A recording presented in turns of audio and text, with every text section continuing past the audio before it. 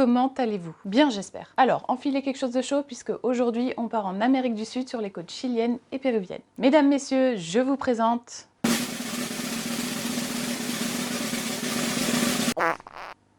Andrés, le manchot de Humboldt.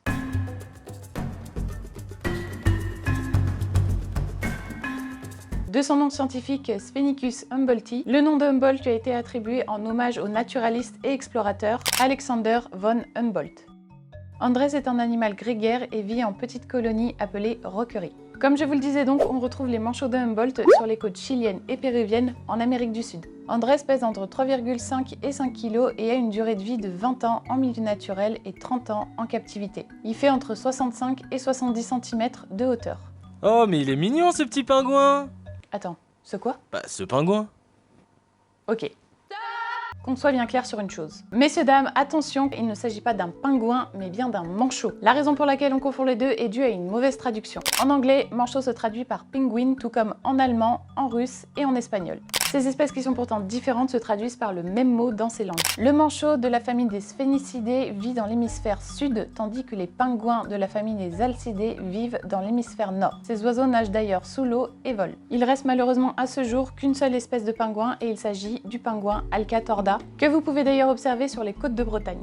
Et oui, on trouve bien des pingouins en France. L'alimentation d'Andrés est essentiellement constituée de poissons et de céphalopodes, ils sont donc piscivores. Pour parvenir à attraper son repas, Andrés est un redoutable plongeur et nageur. Il peut nager à une vitesse de 30 km/h sous l'eau et plonger jusqu'à 100 mètres de profondeur tout en restant en apnée jusqu'à 10 minutes. Autant dire un vrai petit champion de la nage. Ça va également lui donner une chance d'échapper à ses prédateurs comme les orques et les otaries. Pour parvenir à attraper plus facilement son repas, Andrés va pêcher en groupe près des côtes de courant froid. La méthode de pêche consiste à rassembler un grand nombre de poissons pour ensuite les capturer en nageant en dessous, les perturbant ainsi, ce qui rend leur capture plus facile. Andrés a de ce fait certaines particularités physiques. Il possède une excellente vision subaquatique, en effet ses yeux sont protégés par une membrane nictitante, une troisième paupière, comme un masque de plongée pour nous. Mais le truc assez drôle, c'est que hors de l'eau, Andrés va avoir une vision qui se rapproche de la myopie. Dans les reportages animaliers, le suivi et la reconnaissance des individus se distinguent par le pelage qui est spécifique à chaque individu. Les zèbres par exemple, à première vue, se ressemblent tous, mais chacun a cependant un pelage unique. Andrés lui va posséder des petites taches noires sur son ventre blanc, c'est comme sa carte d'identité. Autre particularité physique chez Andrés, ce sont ses ailes rigides et fuselées qui vont les guider sous l'eau. Cela s'appelle les palettes natatoires. Il va avoir évidemment les pieds palmés et un odorat très important qui va leur permettre, outre le fait de repérer les proies, de retrouver son nid, mais également à retrouver leurs proches.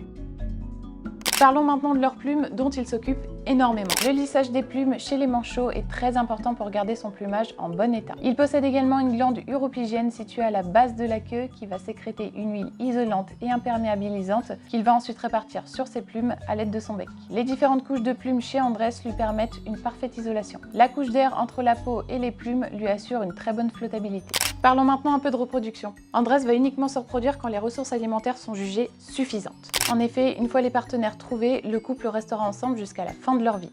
Et oui, notre petit Andrés est monogame. Ils vont se séparer hors période de reproduction et vont réutiliser le même nid d'une année sur l'autre. Les manchots de Humboldt vont confectionner leur nid sur une île ou le long de côtes rocheuses. Généralement, ils creusent un trou dans le guano. Je sais, c'est pas très sexy, mais c'est leur façon de faire. Madame Manchot va ensuite pondre 2 œufs avec 40 jours d'incubation que le mâle et la femelle couvent en alternance. Une fois les poussins sortis, ils vont avoir un duvet gris-marron. Le sevrage se fait à 2 mois et demi, ils vont avoir leur duvet définitif à l'âge de 3 mois et la maturité sexuelle à 3 ans. Le manchot de Humboldt est classé en catégorie vulnérable par l'UICN. Le réchauffement climatique est un des problèmes majeurs pour ce petit manchot vivant sur les côtes à proximité du courant froid de Humboldt. Ce courant marin est fortement perturbé par un autre venant le remplacer petit à petit. Et il s'agit autre que du courant chaud El Niño qui amenuise de ce fait le zooplancton. En conséquence de ça, il y a de moins en moins de poissons, ce qui va provoquer la famine chez les manchots. L'homme est également la source de problèmes des manchots. En effet, la récolte des œufs et du guano est utilisée comme fertilisant naturel alors que l'animal s'en sert pour confectionner son nid, ce qui fragilise de plus en plus les populations. Et ne parlons pas de la surpêche. Bref, vous l'aurez compris, il y a d'autres menaces qui pèsent sur les manchots de Humboldt, mais je fais pas ces vidéos pour vous plomber le moral, donc on va s'arrêter là pour les infos alarmantes. Voilà, en espérant que vous avez apprécié la vidéo. Tu peux également, si ça te dit, mettre un petit pouce en l'air.